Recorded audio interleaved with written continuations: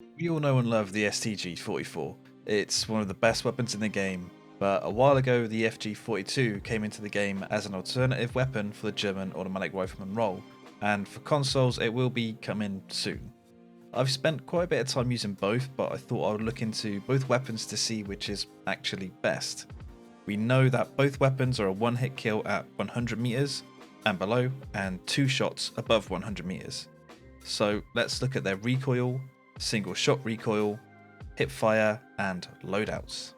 So for recoil, I'm aiming at the exact same point and just letting the guns fire without controlling the recoil at all. And you can see the STG44 has more vertical recoil because really it should, because it has 30 bullets compared to the 20 bullets of the FG42. So what I've done is pause the STG44 at its 20 round fire mark, and we can see that by comparing the two images, after 20 rounds of fire, the STG44 actually has less recoil than the FG42. So for recoil, I'm giving it to the STG44. And it's probably got less recoil because it does have a slower fire rate, so it will be easier to control. Now for checking out how easy it is to control after one shot, what I'm doing here is just aiming at the tip of the lamppost. And as you can see from the resting point of each shot, they are very, very similar. If you can see this white tile that I've pointed to now, the guns are resting quite similar in height above their original aiming point. So for single fire control, it's pretty much a draw. But sometimes when you do single fire the FG42, because it's got such a high fire rate, it can sometimes fire 2 shots. So I could give the edge again to the STG, but let's just call it like a draw. Now for hip fire, aiming at the same point on the same distance, and really from these shots I would say it's pretty much even, while the FG42 has sort of less recoil because it has less bullets per magazine.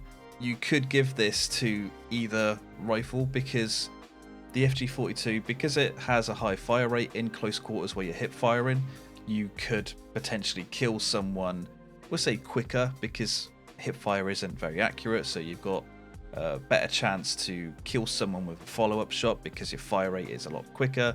But with the STG44, you could probably control your shots a bit more. So it depends how you want to look at it, but for me, I'm going to give it to the FG42 here.